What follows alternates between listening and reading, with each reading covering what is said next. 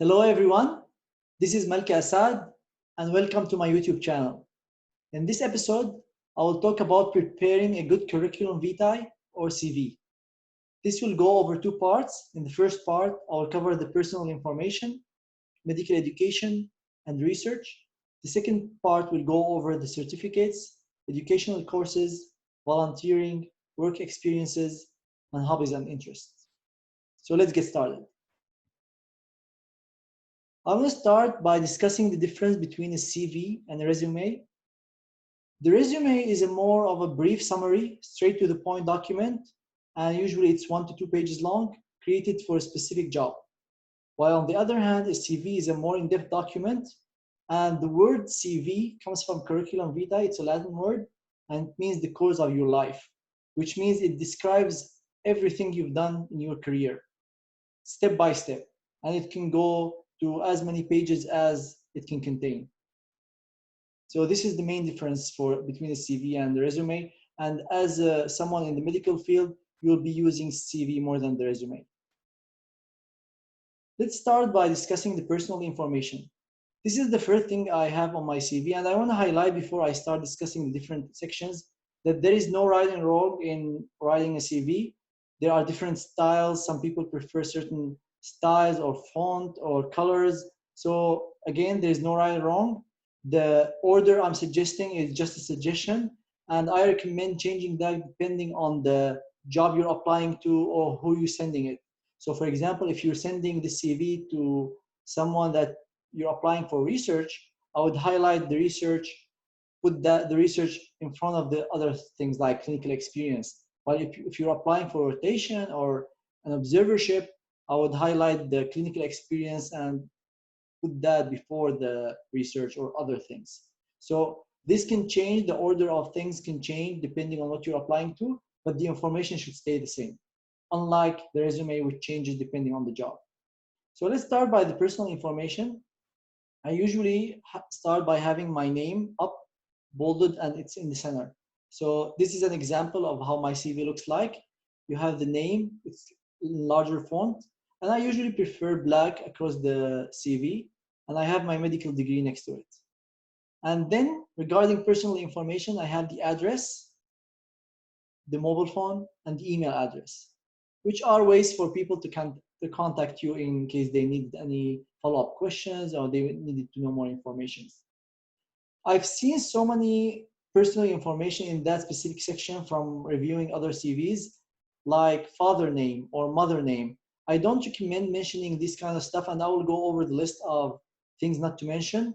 But again, these are just recommendations. I don't believe that mentioning your, for example, mother name, father name. I've seen some people mention their ID number or their religion or the sex. I don't think this information are valuable for somebody who's reviewing your CV and might create biases. So I think the best option is not to include these things. Or date of birth. Many people think that it's necessary to include date of birth. If somebody asks for it, if it's part of a form you're filling, then that's fine. But as a part of the CV, I don't believe that people reviewing your CV need to know your age. They need to know your medical education and when did you graduate, when did you start medical school, or whatever education you did, the dates. But I don't believe that it's necessary to include your date of birth on the CV. And again, no need for the father name or mother name or religion, because I don't believe this information are helpful in evaluating your career and your education. So I usually have subheadings for every section in my CV, and I have the titles of every section like this: address, mobile phone, email address, and I have the address and the information next to it. Let's go to the next section, and I think your medical education, or if you're not in the medical field, if you're studying engineering or dental school or any kind of education, this is a very important part of your CV and should be highlighted, should be clear, and should be easy to find. One of the most important things when you're writing your CV is to make it easy and easily accessible for the reader. So a reader that looking at your CV can identify the information they're looking for easily. which means having subheadings, having bolding of certain sections would make it easier for people to read it. So if you can see here, the requirement for adding your medical education are definitely the name of your medical school, which country, and when did you attend this medical school or whatever education. And I want to highlight this because so many people don't know where this school is, because there are, especially for example in the US, there are people applying from all over the world. And although your school might be the top school in your country, people in the US or in other countries reviewing your CV might not be aware of where is this school. So it's always helpful to make things easy for the reviewer. They don't need to go and check on Google where this school and when did you go to medical school and when did you finish. So I have usually the dates like this. I usually have the month / the year. This is the beginning of my medical education and the end. And then I have a small space between the date and the information. This can help somebody who's reviewing my CV, and I have all my dates like this style. So when they want to look at the dates, they can easily identify the dates. If they want to look at the name of the school, they can look at the name of the school and where the school is. The year of graduation, some students might be still in their medical school. They're not graduate yet. So they might include the date of expected graduation and just put between parentheses that this is the expected date of graduation. But again, make it very clear. This is one of the most important information in your CV, to have the date, when did you start your medical school and when you're done, which medical school did you go to, and which country. And this applies again for any specialty. So if you're engineering, which engineering school you went to, the dates, and the country. I mentioned here the United States Medical Licensing Examinations, which are also called the USMLEs. If you're applying to the residency match, these are also one of the most important things in your CV. People want to know this, and especially if you're applying for a rotation, which is one of the factors they look at when assessing applicants.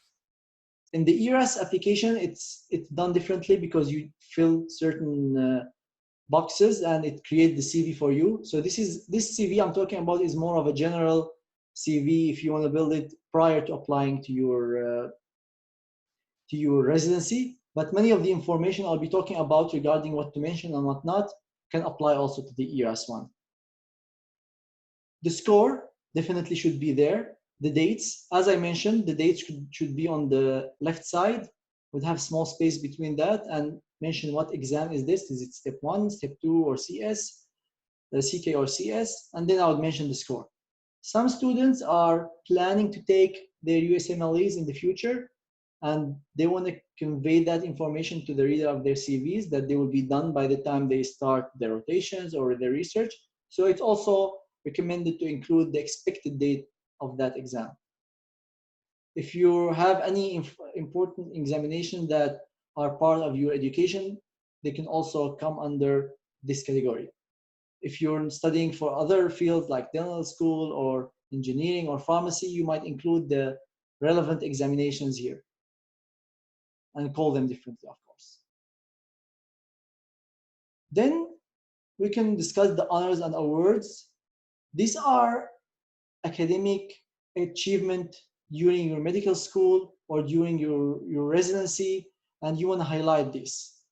Many people achieve things during high school or during sports or other activities. I don't recommend mentioning non-academic stuff under this category. I would definitely mention the sports one or the hobbies one, hobbies awards or medals that you got, but that might fall under the hobbies and interests. Here, I would focus on the ones that relate to your career, your medical career, if you're in the medical field. So for example, if you're in school and you were ranked first in your class, or you received a special award for doing an educational course to students, or you participated in a research activity and you got the first presentation, or you won a research grant, you got a scholarship to attend the meeting, all these would fall under honors and awards. And I would mention the name of the award you received, when did that happen, and maybe just a brief description of that specific award and what how important it is. And for example, if you were ranked first in your class, I would mention how many students are there, the score that you got. So just a brief description of your honors and awards. Your clinical experience. This is a section that so many people makes mistakes in because they mention a lot of information that might be relevant to the person reviewing your CV. And this is again one of the most important things in your CV. Why? Because usually as a medical student or a resident, at the end of the day, you're applying for a clinical job, which is residency, or afterwards you're applying to become a physician. Your clinical experience is relevant. So, and so many people look for clinical experience in the country they're applying to. For example, if you're an international medical graduate and you're applying for a residency in the UK or in US or in Canada, you might be looking for clinical experience in that specific country. So many people mention their clinical experience during their medical school. Although that's important of your part of your career, it's kind of expected that you received clinical experience in your medical school. So for example, you don't mention that you studied pathology in your school because that's kind of known that you should study this kind of subjects. The same applies for clinical experience. So I don't highly recommend mentioning everything single rotation you went through during your medical school because that is kind of known. But if you want to mention 3 or 4 lines about your whole clinical experience during your medical school, that's fine. But I would focus on the clinical experience during in the country that you're applying to. So if you're applying for Canada, I would mention your clinical experience in Canada. If you're applying to the US, I would mention that. The first thing that you would start by is the dates. Again, I would prefer to have them separate so people can easily identify them, know the period that you did this clinical experience and when did that happen. Because if you did the clinical experience 3-4 years ago and now you're applying to residency, that might not be as helpful as if you did them sometime close to your applying. The place, where did you do these rotations? Is it in a university hospital, community hospital? Which state, which city? I would mention this information, the name of the hospital, the state, and the city. What type? So there are 3 main types of clinical experience for medical students. The first is the elective, where you have hands-on experience. In surgery, you are allowed to go and scrub in. In internal medicine, you go examine patients, write notes, you get access to the medical records. And this is the best clinical experience you can get as a medical student. The problem with elective is that they are harder to get, and you have to be a medical student by the time you are an electiver. So if you have an elective, you have to mention the type that this is an elective so people can know that this is an elective. The other type is the externship. So usually these are offered for people who are graduate, but they have some kind of hands-on experience. They're usually not in big hospitals or university hospitals like electives, but they're still good clinical experience. The third type is called observerships, where you go observe in the hospital, but you're not allowed to have any hands-on experience. And you have to explain the type of your clinical experience in your CV so people can appreciate how much of clinical experience you got during that rotation. Then I would mention the specialty, what specialty was this in, and a brief description of your clinical experience. What did you do during this 1 or 2 month of experience? This is the section of the clinical experience I find the most trouble with, is that people go and write half a page about their clinical experience, and they mention every single detail they did during the 4-week rotation. In this brief description, and this also applies to your ERAS, when you're filling your ERAS, you don't need to write a whole paragraph about your clinical experience in a 4-week rotation. Just mention the main things, what were the main responsibilities you had. If, for example, you presented a case during this clinical rotation or you did the presentations for the residents, I would mention half a line about that, what the topic was, and mention your activities during the elective or the rotation. But don't mention too much information because that would make it harder for the people reading your CV to understand what you did. So try always to stay focused and brief and to the point. Sometimes if you worked with one or maybe two mentors during your rotation, some people might consider mentioning the names of their mentors, especially if they're well known in the field and people will recognize them when they read the CV. But otherwise, if you work with so many people, it might not be recommended. Professional memberships. Professional memberships are you belonging to an organization in your field. For example, the American Heart Association, in the surgery is the American College of Surgeons, the American Society of Plastic Surgeons, the Plastic Surgery Research Council. There are so many organizations, academic organizations, usually they're research oriented, that convey usually annually or more than one time a year and hold meetings. They have sometimes official journal for this society.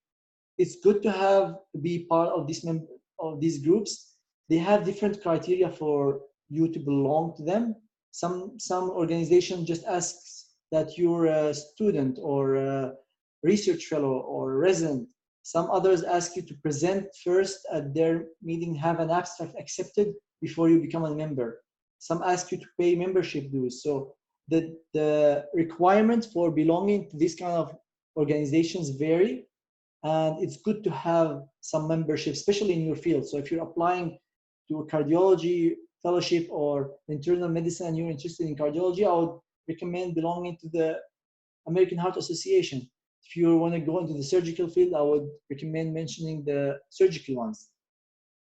This also applies if you have, for example, if you were part of something professional organization during your medical school, that can also go here. I would mention the dates that you're part of this organization. The research experience, this is a very important section if you're applying for a research job or a research fellowship, research volunteering, and you should explain to people what is your research experience. So many students don't have any research experience when they apply, so any section that you don't have information about, you can just not include it in your CV. Rather than including research experience and having empty, just don't include research experience at all. I would differentiate the research experience from the publications, which I will cover now. The research experience is more of the type of research you did. So let's say you were a research volunteer for a year in a hospital and you did some activities there, you worked on some projects. This section would describe your activity during that specific year. Let's say you were a medical student and you did a research elective for a month. You did not get any publications. Does that mean you can't include that? Because you actually learned something when you did this 1 month research elective. So sometimes, especially in basic science labs, the publication might take years to get out. There are so many experiments that needs to be done. The publication time takes time. So all these factors that prolong the paper to be published does not mean that you can't include the research experience that you got during your research time on your CV. So in your research experience, I would start by mentioning the dates. Again, like I mentioned above, it's on the left and separate from the other explanation of the research. The title, were you a research elective, research fellow, research volunteer? And of course, the research fellow is higher between the three. Where did you do your research experience? Was it a hospital in your home country? Was it a hospital in the US? And so I get this question a lot. Are we allowed to mention research or research experience in our countries? Yes. It's not like your clinical experience because not everybody has research experience. Research is not part of your medical education. You can graduate even without research. So you should and you can include your research experience during your medical school. Where did you do this research? So the hospital and the country, a brief description of your responsibilities. Were you responsible for data collection, IRB, the analysis, writing, animal studies, cadaver studies? I would just mention a brief description of what your responsibilities and always brief to the point and focused description, maximum 2-3 lines. The mentor, who were your mentors during research? Because research is not like clinical experience. In clinical experience, you might be working with 4 or 5 physicians but during research, you're likely to be working with one, maybe two mentors. So I would definitely include their names there. I want to talk about editorial activities. This is something advanced researchers have, which is being part of the editorial board or being a reviewer for a journal. If you have that, that's amazing. It should show on your CV. Mention which journal with that, the dates of you being a reviewer or on the editorial board of a journal. And you don't need to mention brief description. I don't have any description on that because it's kind of implied what a reviewer mean. But if you want to do that, that's fine too. The publications. So the publications are very high, well regarded when you have them on your CV, especially in respected journals, because people recognize the journal and there is tendency to relate the importance of your work with the journal you publish it in, although that's not always true. So I want to go over the publication style in your CV and what publications are acceptable to be put on your CV versus not. So there are different types of papers. There is the peer-reviewed papers and the communication and editorials which are reviewed, but usually not by external reviewers. They're reviewed by the editor themselves. When you have few papers on your CV, 4 or 5, you don't need to separate these two. The full text articles, which are full text article, they don't follow the viewpoint and the communication style, which I covered in the previous video. They are much shorter. The latter, the communication one, are much shorter than the full text articles. And some people might consider separating these two into two sections, like having publications at the big headline and then having peer-reviewed journal articles and mentioning your publications and having a separate subcategory as the communications or editorials. Some people might just put all together, but if you have too many communications and too many publications, I would suggest separating the two so people can appreciate, because they know that communications are much easier to get than peer-reviewed articles, and that's why they prefer to see how much actual papers you've done versus the communications and the editorials. But under peer-reviewed comes all the articles, like review articles, the ones that have methods, results, it's actual research paper, also case reports, because I haven't seen people that differentiate case report from reviews from research articles in the peer review. So peer review can be headline and communication editorials can be another. Some people ask, well, I have a published paper. It's a clear answer. Yes, you'll include it on your CV. But what about submitted papers? These are papers that are not accepted yet, but you've already submitted them to the journal. So they're kind of one step ahead of other research projects, but they're still not accepted. I would recommend including these in your CV, but making very clear that these are still submitted and not accepted.